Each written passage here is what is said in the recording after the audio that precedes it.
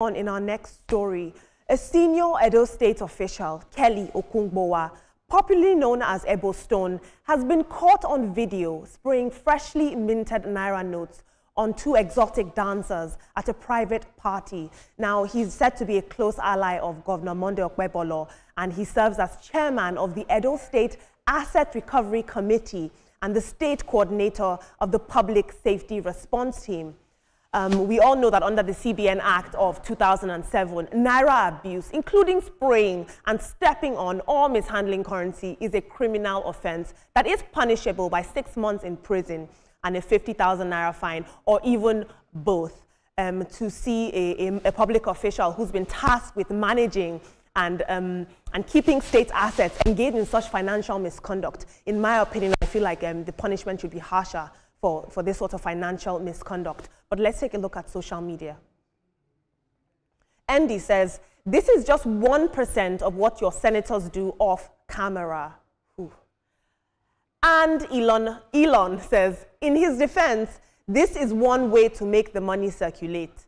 These women will go ahead and spend to buy hair, pay for nails, do shopping, and money will exchange hands. And like that, the money will go around. It may be unconventional, but this is in the best interest of Edo people. I put it to you that you are unserious. In our next story, Stanley Chidubem Anigbogu from Nigeria has been named the 2025 Commonwealth Young Person of the Year at the Commonwealth Youth Awards in London last week.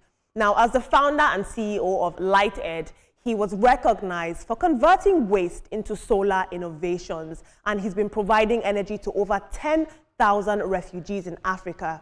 He says that he was inspired by his childhood struggles with energy poverty, and he launched this initiative during the COVID-19 pandemic. And so far, he's managed to train 6,000 students and recycle 20,000 kilograms of waste. He's from Anambra State, and his work in sustainable energy is clearly making significant impact across Africa. We're seeing a rise in youth-driven solutions in terms of government, in terms of international development. But unfortunately, when youth step in with initiatives like this, it highlights gap in government, in government policies. But let's take a look at social media. I like to end my segments with good news. It's good to see that good things are happening. The Commonwealth tweeted, they said, congratulations to Nigeria's Stanley Chidubem Anigbogu, our 2025 Commonwealth Young Person of the Year.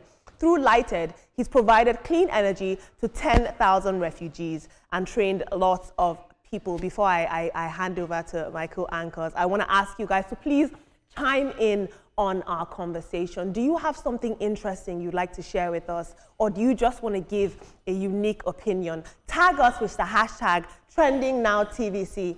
I promise that we are listening.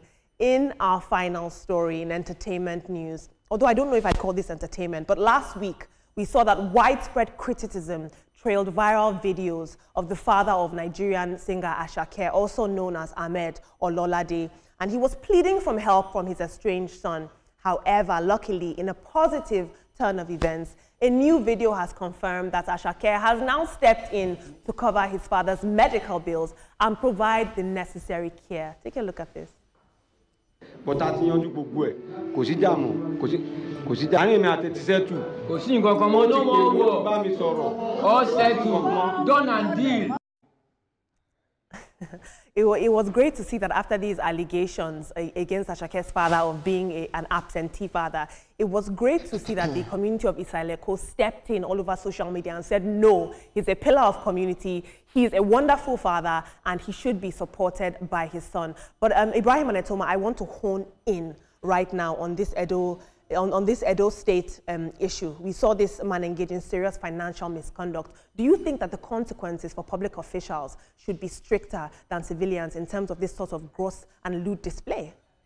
Yes, I believe that completely. If you are given a position of responsibility, you are part of the image of the government, you know, and that is a big responsibility. You should lead by example. Yes, people enjoy throwing monies around when they are in one event or the other, but the fact that you are working for the government, you are occupying an office right now, there should be some kind of restraint. That I would not agree with completely. His behavior, I wouldn't agree with that behavior at all. Now, for the Ashake story, the people might come and say his father was a very, they can say he's a pillar, a community pillar, but that he was a fantastic father. I don't think they have a right to say that. If he was, there wouldn't have been a problem between him and his son. Whatever transpired there, the good thing for me is that there's a happy ending. The young man cleared his hospital bills, and I hear he's doing some serious things. Going to buy him a house as well, apparently. But Ibrahim, your thoughts? Yes, so I think Governor Monday Okpebholo should ensure that something is done about this man who is very irresponsible in treating our national currency in such a very bad manner, and is spraying the money, which is against the CBN Act, and against the Money Laundering Act, and every other act that we have that speaks against this. So whatever it is that is done, it just reminded me of the Equatorial Guinea man, Baltazar Igonga, who was so irresponsible. You know, they are holding very similar position, asset recovery, and the other one, anti-graft agency of the Equatorial Guinea. So whatever is needed to be done to this man should be done pronto. It needs to be brought to justice as soon as possible. How can we trust you with our money? And Olamide, please spare me that video next time, because I'm actually fasting, and you showed me this video this morning. I apologize. Ask the fella. So I had to drag you on the national TV. Talking about Ashake, I think it's very, very important. It's sacrosanct that we as children take care of our parents, no matter what.